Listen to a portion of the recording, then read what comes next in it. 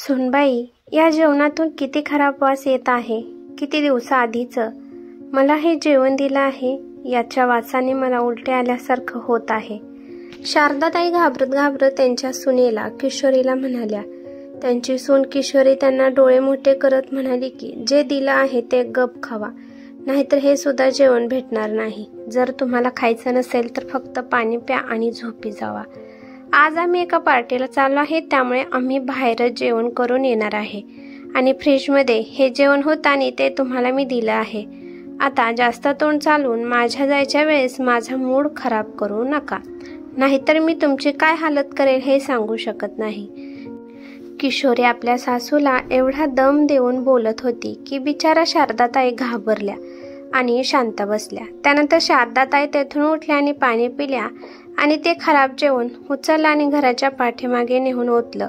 तिथे गेल्यानंतर त्यांच्या डोळ्यातून अश्रू आले. त्या घराच्या पाठीमागे बसल्या आणि विचार करत होत्या की मला पण काय झालं आहे काय माहीत. या वयात मला सारखी भूक का लागत आहे. पहिले तर मी किती उपवास करत होती तेव्हा भूक लागत नव्हती, कारण त्यावेळेस माझं तन मन मजबूत होतं. पण आता जर छोट्या छोट्या गोष्टीसाठी मी रडत बसते आणि सारखी भूक सुद्धा लागत आहे. हे म्हातारपण कसलं दिवस दाखवणार आहे देव जाणे. त्या तिथेच खूप वेळ बसल्या होत्या. त्यांचा मुलगा स्वप्नील किशोरीला म्हणाला की किशोरी, आपण आईला सुद्धा सोबत घेऊन जाऊ, आई घरी बसून बोर होत असेल. किशोरी म्हणाली की आईने तर मगाशी जेवण केलं आहे, त्यामुळे त्या येऊन तिथे काय करणार आहेत, त्यांना भूक सहन होत नाही. मी त्यांना मगाशी जेवण दिलं आहे. तुमची आई मगाशीच म्हणाली की मी जेवण करून आराम करणार आहे. कदाचित त्या आराम करत असतील, त्यामुळे त्यांना डिस्टर्ब करू नका. चला, आपल्याला उशीर होत आहे, पार्टी सुरू झाली असेल. पण स्वप्नील म्हणाला की मी जरा आईला भेटून येतो, ती सोबत येत आहे का नाही तिला एकदा विचारतो. आपल्या बायकोचं बोलणं न ऐकता स्वप्नील आतमध्ये गेला. मागे मागे किशोरी पण त्याच्या गेली. खोलीमध्ये शारदाताई कुठेच नव्हत्या. स्वप्नील म्हणाला की अगं किशोरी, आई कुठेच नाही, आई कुठे गेली आहे. किशोरी म्हणाली की तुमच्या आईला खाल्लं पिल्लं की सारखं फिरायचं वेळ आहे, कुठेतरी मैत्रिणीसोबत गप्पा मारत बसले असतील. अहो स्वप्नील, चला की आता आईला शोधण्यात वेळ कशाला वाया घालवायचा. असं पण तुमच्या आईला कुठे येण्याचा मूड नसतो. स्वप्नीलने आईला सगळीकडे पाहिलं, पण त्याला आई कुठेच दिसली नाही. त्यानंतर स्वप्नील आपल्या बायकोला, किशोरीला आणि 4 वर्षाच्या मुलाला आर्यनला घेऊन गेला. थोड्या वेळाने हळूहळू चालत शारदाताई घराच्या आतमध्ये आल्या. शारदाताई आपल्या मुलाला स्वप्नीलला काही सांगून त्यांना त्यांचं आयुष्य खराब करायचं नव्हतं. त्यांना वाटत होतं की माझं आता थोडेच दिवस राहिले आहेत, त्यामुळे कोणालाच काही त्रास द्यायचा नाही, कसं तरी हे दिवस घालवायचे असा त्यांना विचार येतो. शारदाताईने पाहिलं होतं की त्यांच्या मैत्रिणीच्या घरी असे सासू सुनेचे भांडण होत होते, त्यामुळे त्यांच्या मुलाने कंटाळून आत्महत्या केली होती. आणि त्यांनी एका ठिकाणी ऐकलं होतं की बायकोचं आणि सुनेचं भांडण पाहून त्या मुलाला अटॅक सुद्धा आला होता. असल्या बातम्यामुळे आपल्या मुलाला काही सांगण्याची शारदाताई घाबरत होत्या. त्यांना वाटत होतं की आपल्यामुळे आपल्या मुलाला कोणतीच समस्या निर्माण होऊ द्यायची नाही, त्यामुळे शारदाताई गपचूप सुनेचा अत्याचार सहन करत होत्या. त्यांचा मुलगा स्वप्नील त्यांची खूप काळजी करत होता, पण त्याच्या पाठीमागे त्याची बायको आपल्या आईला छळ करत आहे या बाबतीत त्याला काही सुद्धा माहिती नव्हतं. एक दिवस शारदाताईची सून किशोरी तिच्या मैत्रिणीच्या घरी लंचसाठी जाणार होती, त्यामुळे तिने सकाळचा नाश्ता केल्यानंतर दुपारचं जेवण काहीच बनवलं नव्हतं.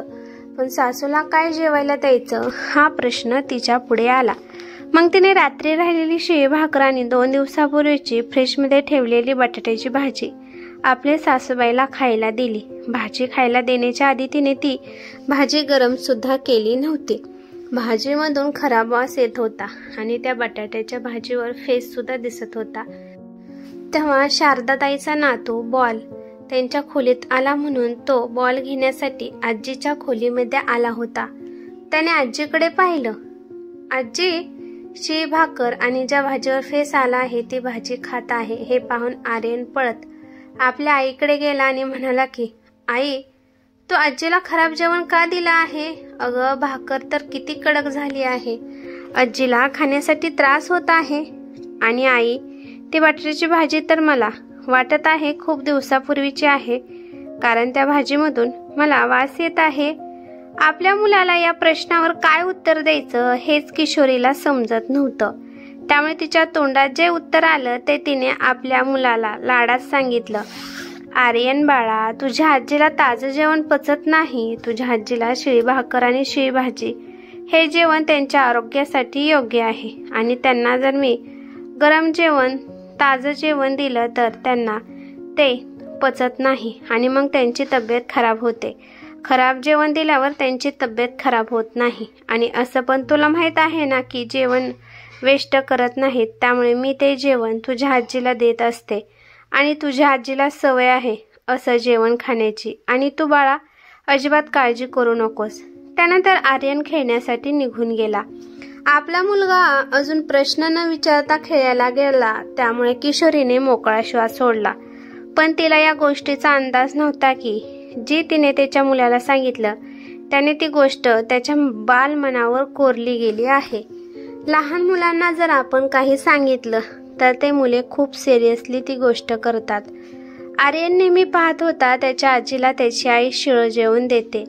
त्याच्या आजीला कधी चांगलं जेवण भेटत नव्हतं. त्यामुळे आर्यनला आता कळालं होतं की म्हातारी माणसे फक्त खराब जेवण आणि शिळं जेवणच खातात आणि त्यांच्या आरोग्यासाठी हे जेवण योग्य आहे असं आर्यनला वाटत होतं. एके दिवशी किशोरीच्या माहेरी तिच्या लहान भावाचा वाढदिवस होता. त्यामुळे सगळ्यांनी त्यांना संध्याकाळी जेवणासाठी आणि पार्टीसाठी इन्व्हाइट केलं होतं. किशोरीच्या घरापासून तिचं माहेर 1 तासाच्या किलोमीटरवर होतं. त्यामुळे स्वप्नील आपल्या आईसोबत, बायकोसोबत आणि मुलासोबत सहपरिवार किशोरीच्या माहेरच्या घरी गेला. त्या लोकांनी खूप मोठी पार्टी ठेवली नव्हती. आपल्या घरातल्या घरातच त्यांनी छोटीशी पार्टी ठेवली होती. त्यामुळे फक्त घरातीलच काही माणसे तिथे उपलब्ध होती. संध्याकाळच्या डिनरची तयारी आधीच करून ठेवली होती. थोड्या वेळ गप्पा मारल्यानंतर, केक कापल्यानंतर सगळे जेवण करण्यासाठी बसले. खाण्यामध्ये नॉनव्हेज जेवण बनवलं होतं. आर्यनच्या मोठ्या मामीने ताटामध्ये सुकं चिकन, चिकनची भाजी, बिर्याणी, भाकरी, चपाती, कांदा, टमॅटो आणि लिंबू सगळं काही वाढलं होतं आणि तिच्या सासू सासऱ्यांच्या पुढे मांडलं. आणि हे सगळं आर्यन खूप लक्ष देऊन पाहत होता. आणि त्याने हे सुद्धा पाहिलं की त्याच्या आजीच्या शारदाताईच्या ताटामध्ये सुद्धा हे सगळे पदार्थ ताजे ताजे आज वाढले होते. आणि त्याने पाहिलं की त्याची छोटी मामी एका ताटामध्ये शिळं अन्न बाहेर टाकण्यासाठी चालली होती.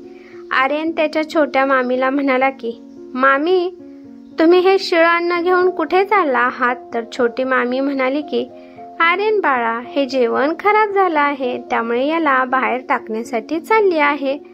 तर आर्यन त्याच्या मामीला म्हणाला की, मामी, इथे एवढी म्हातारी माणसे आहेत तरी पण हे जेवण वेस्ट का करत आहात? मामी, तुम्हाला म्हाताऱ्या माणसांची काळजी घेता येत नाही का? हे शिळं जेवण तुम्ही आजी आजोबाला द्या आणि अजून माझ्या आजीला सुद्धा हे शिळं अन्न द्या. असं पण हे म्हातारी माणसे आहेत, त्यांना शिळं जेवण पचतं, त्यांच्यासाठी हे योग्य जेवण आहे. आर्यनचं बोलणं ऐकल्यानंतर सगळे जेवत होते. त्यांनी त्यांचा हात थांबवला. सगळे आश्चर्याने एकमेकांच्या तोंडाकडे पाहू लागले. आता किशोरी मनातल्या मनात खूप घाबरत होती.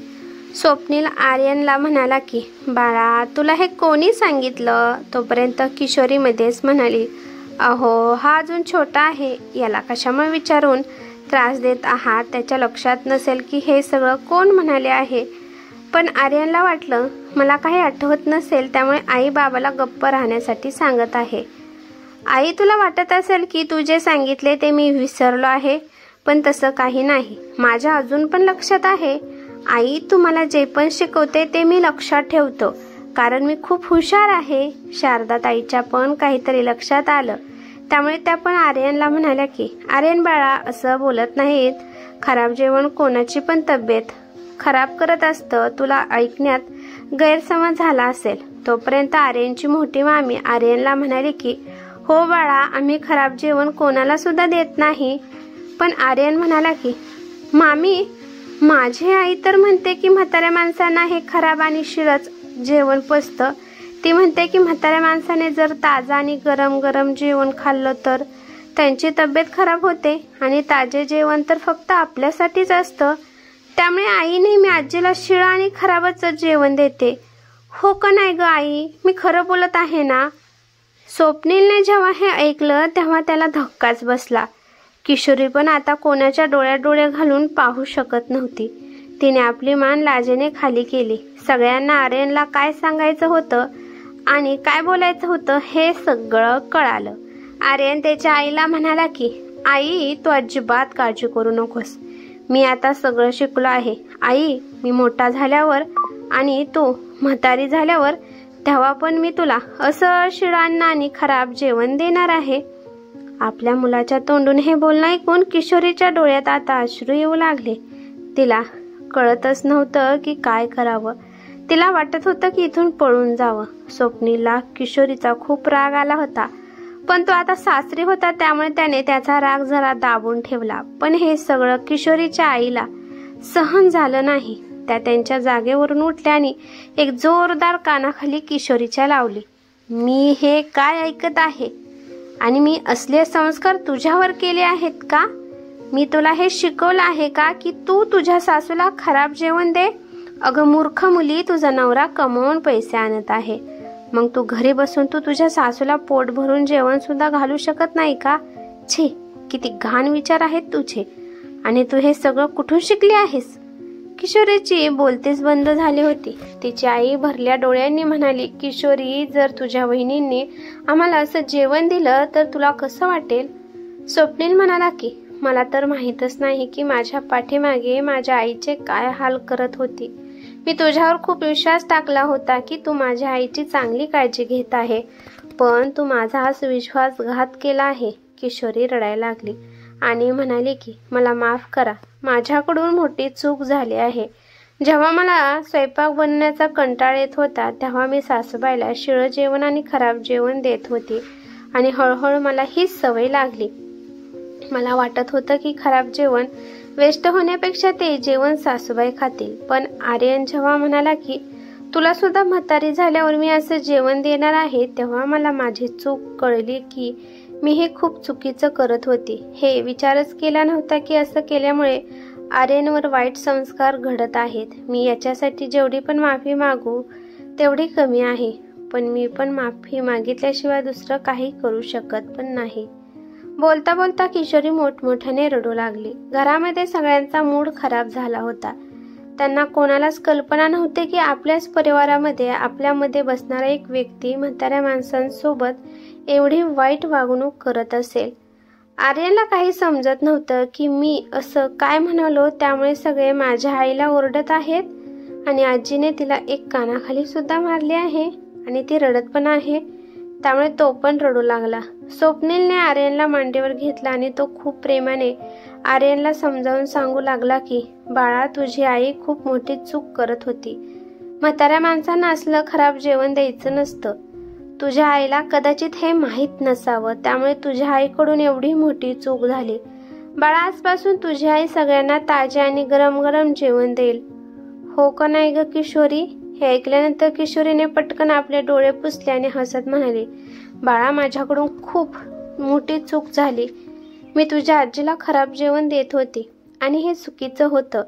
उलट तुझ्या आजीला ताजं आणि पौष्टिक अन्न द्यायला पाहिजे. यानंतर तू बघ, मी तुझ्या आजीला ताजं जेवण आणि पौष्टिक आहारच देणार आहे. एवढं बोलल्यानंतर किशोरी शांत बसली आणि आपली आई शांत बसली म्हणून आर्यन पण जरा हसायला लागला.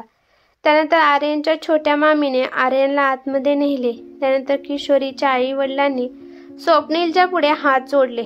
जावे बापू, आम्हाला माफ करा, आम्ही आमच्या मुलीला चांगले संस्कार देऊ शकलो नाही. किशोरीने जे पण केलं त्यासाठी आम्ही सुद्धा तुमची माफी मागत आहोत. शारदाताई मध्येच म्हणाल्या की अहो, तुम्ही दोघे मोठे असून सुद्धा माझ्या मुलापुढे माफी का मागत आहात? किशोरीने जे केलं ते केलं, आता त्यामुळे आपण रडत पडत बसायचं नाही. जे झालं जिथल्या तिथं सोडून द्यायचं. त्यानंतर शारदाताई स्वप्नीलकडे पाहत म्हणाल्या की हे बघ स्वप्नील, या कारणामुळे तुम्ही दोघं यापुढे तुमचं नातं खराब करून घेऊ नका. स्वप्नील आपल्या आईकडे पाहू लागला आणि त्याचे डोळे भरून आले आणि तो म्हणाला की आई, मला हे विसरण्यासाठी वेळ लागेल आणि हे सगळं किशोरीच्या हातामध्येच आहे. यानंतर तुझ्यासोबत जेवढी चांगली वागेल तेवढा माझ्या मनातील हिच्या बाबतीत असलेला राग कमी होईल. आता आपण घरी जाऊ. मला आता काहीच खायचं प्यायचं नाही. आर्यनची मोठी मामी म्हणाली की जर तुम्ही असंच न खाता गेला तर मला ते आवडणार नाही. तुम्ही काहीतरी खाऊन जावा. आर्यनच्या मामीच्या आग्रह खातीर सगळ्यांनी थोडं थोडं जेवण केलं. किशोरीने विचार केला की यापुढे ती तिच्या सासूसोबत खूप चांगली वागणार आहे आणि त्यानंतरच किशोरी आपल्या नवऱ्याच्या मनामध्ये जागा निर्माण करणार आहे आणि त्यामुळे किशोरी जे पाप करत होती ते सुद्धा तिचं कमी होणार होतं. ही कथा कशी वाटली ते मला कमेंट करून नक्की सांगा. कथा आवडली तर लाईक शेअर नक्की करा आणि चॅनेलवरती नवीन असाल तर चॅनेलला सबस्क्राईब करा. धन्यवाद.